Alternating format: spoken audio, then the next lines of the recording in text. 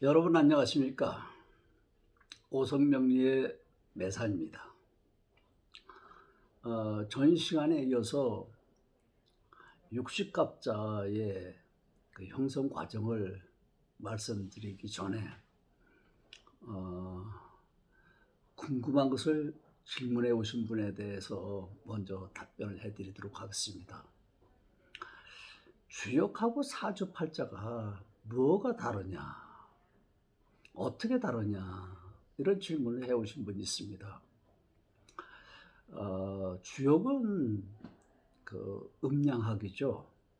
다시 말해서 우주와 자연의 섭리를 가지고 논한 학문이라면, 우리 그 사주팔자학은 그 자연 속에 우리 인간도 하나의 자연의 일부분이지 않습니까? 네, 그래서 자연 속에 인간의 부분만, 인간의 그 여러 가지 문제들만 이렇게 발췌해서 그 만든 학문이 사주팔자학이다, 이렇게 말씀드릴 수 있습니다. 뭐 여러 가지 복잡한 말씀드릴 수 있겠지만, 한마디로 얘기하면 그 주역은 음양학이다, 또 우리 사주팔자학은 음양오행학이다. 우리 사주팔자도 음양을 많이 쓰죠. 지난번에 말씀드린 것처럼 우리가 오행 중에서도 목화 토금수로 나눴을 때, 목성 금성 화성 토성으로 나눴을 때도 또 음양으로 나누지 않습니까? 네, 이렇게 주역과 우리 사주팔자학은 같은 부분이 많습니다. 그러나 본질적으로는 다르죠. 예, 주역은 음양학으로 우주의 그 삼라만상을 이렇게 분석하는 학문이라면, 그 중에 자연 속에 한 부분인 인간의 문제만 띄어서 만든 학문이 그 우리 그 사주팔자학이다, 이렇게 보시면 틀림없을 것 같습니다. 또 하나는 그 우리 그 오행을 할 때 오해하는 부분이 있습니다. 그게 무슨 말이냐 하면,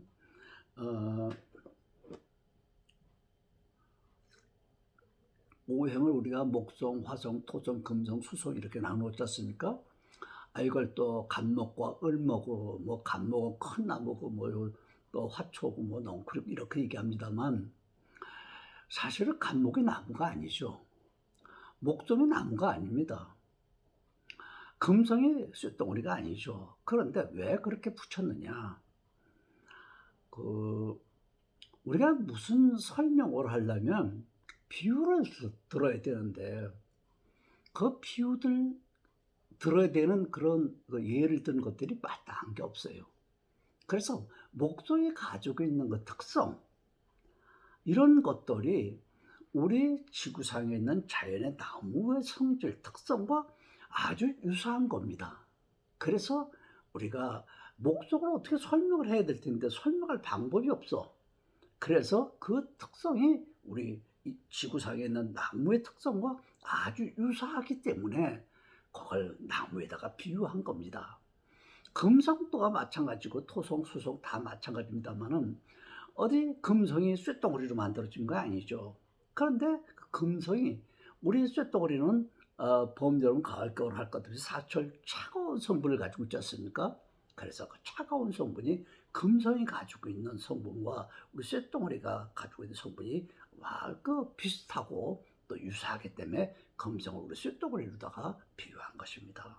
화성도 마찬가지고 수성도 마찬가지고 토성도 마찬가지입니다. 이렇게 한마디로 얘기하면 우리가 간목이 나무가 아니다 하는 것을 말씀을 드리고 싶습니다. 그 다음에는 지난번 말씀드린 것처럼 육식갑자에 대해서 이렇게 설명을 드리고 싶은데요. 육식갑자라고 하는 것이 무엇입니까? 지난번 배웠죠. 하늘의 기운 10개, 가불병정 무기경신 임계, 땅의 기운 12개, 자축인묘 인사오미 신유 수래, 이렇게 10글자, 하늘의 글자 10글자와 땅의 글자 12글자가 이렇게 짝을 이루어서 순행하는 과정입니다.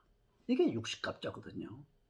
그런데 이렇게 육식갑자가 만들어진 것이 그냥 하늘에서 뚝 떨어진 게 아니라 지구의 공전과 자전에 의해서 만들어진 글자가 육식갑자입니다.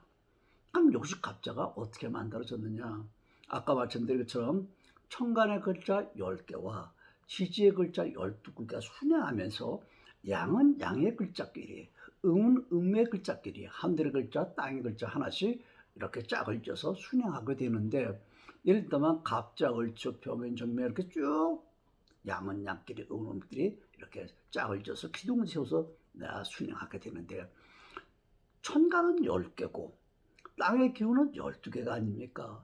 이것이 가다 보니까 10개까지 개유하면 하늘의 글자는 개가 마지막이죠. 10번째고 땅의 글자는 유가 10번째입니다. 그래서 개유까지는 딱 맞아 떨어졌는데 나중에 술과 해가 이 짝이 없지 않습니까? 그래서 이게 술과 해가 하늘에 비었다고 그래갖고 우리가 공망이라고 그럽니다. 공망. 공망하게 되면 좋은 의미가 아니죠. 비고 망했다. 뭐 이렇게 얘기합니다. 우리 사주팔자학을 툭 하면 그 좋은 거예요? 나쁜 거예요? 뭐 이렇게 표현하는 분들이 많은데 반드시 동절의 양면처럼 좋은 점이 있으면 나쁜 점도 있고 나쁜 점이 있으면 좋은 점도 있습니다. 반드시 좋거나 반드시 나쁘게만 이루어지지 않았다 하는 걸 먼저 염두에다 두시고요.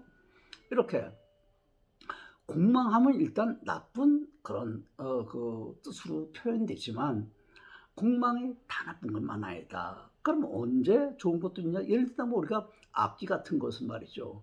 속이 다 비었죠. 뭐 통기타고 무슨 뭐 기타고 가는 뭐 트럼펫이고 뭐 악기 종류는 전부 다 속이 비었습니다. 속이 비었기 때문에 아름다운 소리가 나는 거죠. 만약에 악기가 속이 꽉 찼다면 소리가 나겠습니까? 안 나죠. 이렇게 또 비어야 속이 비어야 또 채울 수도 있겠죠. 밤낮 우리 불가서 얘기하죠. 뭐 내려라 내려라 뭐 이런 얘기하죠. 이런 것들이 뭡니까? 다 욕심도 내려놓고 뭐 하라고 하는 얘기가 그래서 얘기하는 것입니다. 그러니까 좋다 나쁘다를 단편적으로 얘기할 것이 아니다 이런 얘기하는 거예요. 아무튼 이렇게 10글자와 12글자가 순행하다 보니까 술과 해의 자리에 하늘이 비었다. 그래서 이걸 공망이라고 한다.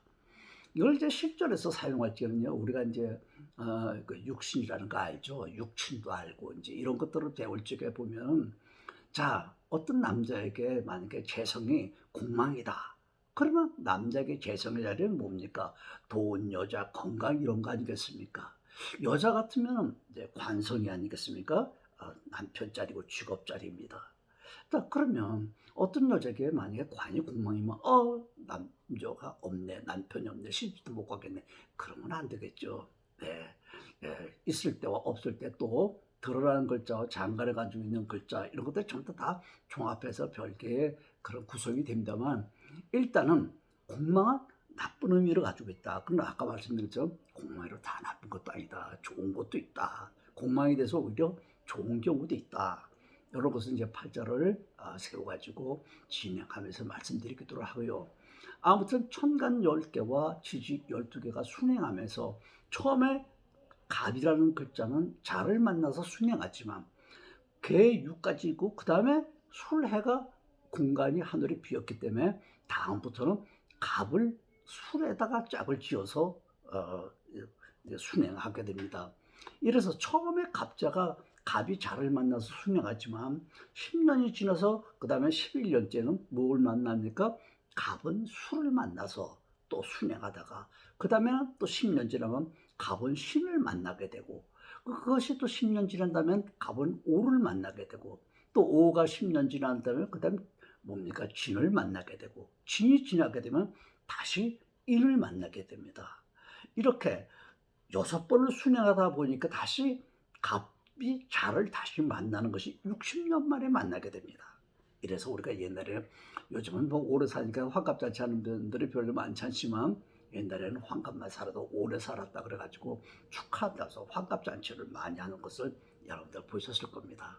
네, 이렇게 해서 육식갑자가 순행해서 돌아가는데 이 육식갑자는 그냥 하늘에 뚝 떨어진 게 아니라 아까 말씀드린 지구의 공정과 자전에 의해서 만들어진 그런 글자다. 그럼 이렇게 만들어진 글자가 60기둥 아니겠습니까? 기둥이 60개로 이루어져 있는데 우리 인간이 태어나는 순간에 기둥 몇 개를 갖고 태어납니까? 4개를 갖고 태어나죠. 네, 몇 년, 몇 월, 며칠, 몇 시에 태어났느냐. 하늘의 글자 4개와 땅의 글자 4개가 이렇게 짝을 이어서 오니까 그래서 기둥으로는 4기둥이지만 하늘의 글자 4개, 땅의 글자 4개, 그래서 8글자가 포진이 되죠. 그래서 우리가 사주팔자라고 합니다. 네, 아시겠죠? 60갑자 중에 4기둥에 8글자가 있다. 그래서 사주팔자라고 하죠. 아무튼 사주팔자는 다 아시죠? 그러면 이제 나의 사주팔자가 이제 정해졌습니다. 그럼 사주팔자가 정해지면 원래 조그만 강하지 않았길래도 이름을 붙여주지 않습니까? 하물며 우리 육신상에 뭐 이름이 있어야 될 거 아닙니까? 그래서 이제 이름을 붙여봅니다. 그래서 연, 월, 일, 신데 이 4기둥에 8글자시니까 예를 들면 연에 2글자가 있죠? 이렇게 부를 적에는 연주라고 부릅니다. 월에 2글자가 있죠? 그럼 월주라고 부르고요. 일에 2글자는 일주라고 부르고 시에 2글자는 시주라고 부릅니다.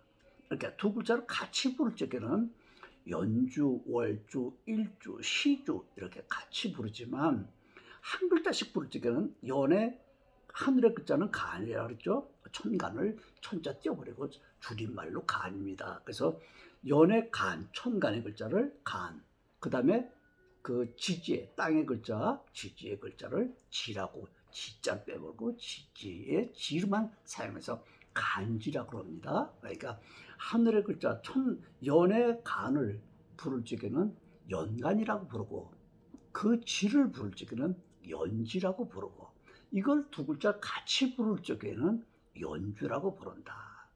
나 월주도 마찬가지죠. 월주도 월간, 월지, 일간, 일지, 시간, 시지 이렇게 2글자씩 부를 때는 줄을 붙이고 하나씩 부를 때는 간과 지로 구분해서 이렇게 명칭을 부릅니다. 그 중에 이렇게 이제 명칭이 정해지면 이 팔자에는 주인이 있을 거 아닙니까?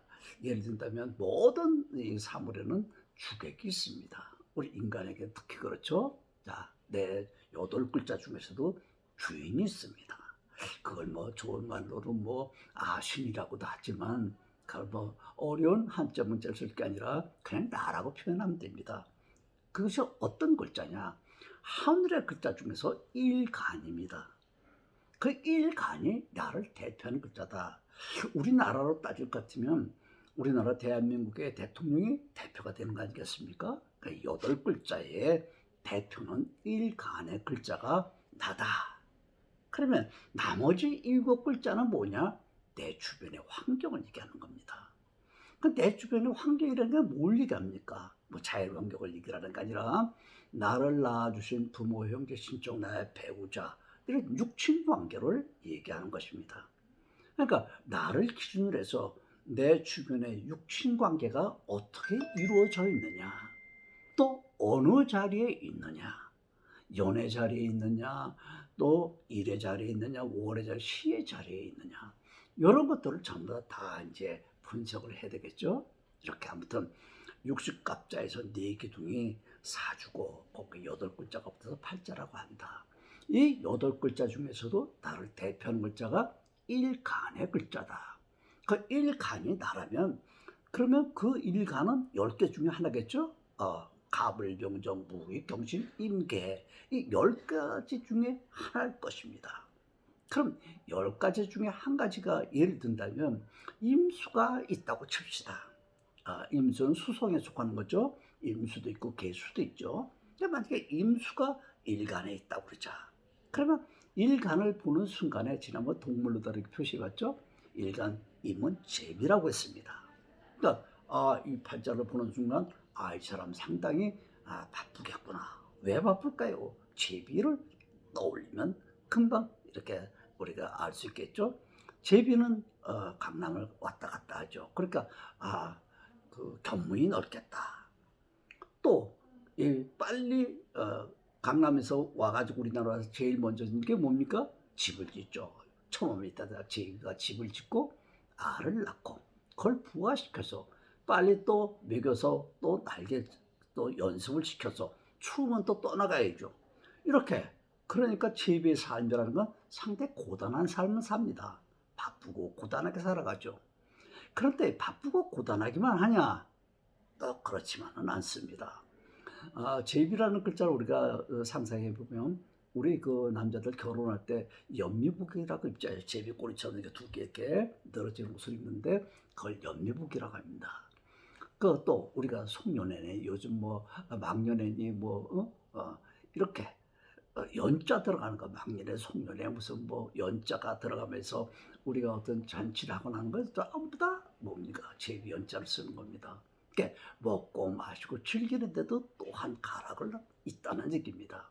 그러니까 일간에 임자를 가진 사람이 이렇게 딱 보이게 되면 이 사람은 뭐 몹시 바쁜 생활을 하는 사람이구나. 그렇게 바쁜 생활하는 중에서도 먹고 놀고 또 즐기는데 일가격이 있는 사람이구나. 이렇게 금방 우리가 예측을 할 수 있겠죠. 예를 든다면 또 신금을 얘기한다면 지난번 신금 얘기도 잠깐 했죠. 꽁인데 돌다리도 두들겨가는 그런 치밀함과 아주 섬세한 면이 있지만 또 한편으로 이렇게 우둔한 면도 있다. 뭐 이런 얘기했죠. 그러니까 또 우리 박주 같은 경우, 개수 같은 경우가 막 그 자리에 있다면 개수는 우리가 좀 그러니까 박주라고 그랬죠. 우리가 낮을 때 박주는 밤이죠. 네, 그러니까 우리 인간 삶하고 조금 다른 생각하는데 우리가 물을 따질 때도 임수는 큰 강물이나 바닷물이라 했죠. 개수는 뭐라 그랬습니까? 도랑물이나 시냇물이나 작은 물을 얘기한다.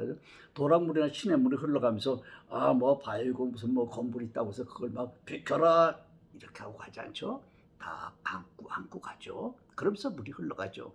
그래서 개수를 가지고 있는 사람은 임수와 개수를 이렇게 같은 물이지만 그 하는 그 용도가 다르다고 그랬죠. 그러니까 개수 갖고 있는 사람은 이렇게 여자로서 태어났던 남자로 태어났던 아주 사교적인 면이 아주 좋고 남에게 이렇게 친절한 그런 성분을 가지고 있다. 이렇게 일간이 무슨 글자냐에 따라서 금방 이렇게 알 수가 있습니다. 예를 들어 병화가 있다. 그럼 사슴이라 그랬죠.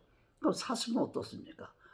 이거 사슴은 덩치는 큰데도 불구하고 뭘 먹고 살죠? 네, 초식동물입니다. 자기보다 힘이 적은 토끼나 쥐 같은 걸 잡아먹지 않습니다. 그러니까 일단 이렇게 병화 같은 일간을 갖고 있는 사람은 순하고 착합니다. 그런데 이렇게 순하고 착한 사람을 그냥 순하고 착하만 하냐? 또 싸움을 하게 되면 코피가 나게 싸움을 합니다. 또 우리가 흔히 고집 쓴 사람을 보고 뭐라고 합니까? 쇠고집이라 그러죠. 네, 그런데 사슴도 고집이 보통 고집이 아닙니다. 또 우리 예를 든다면 기토 같은 걸 한번 볼까요? 기토는 우리가 지난번에 얘기할 때 짐승으로는 다른 거하고 달라서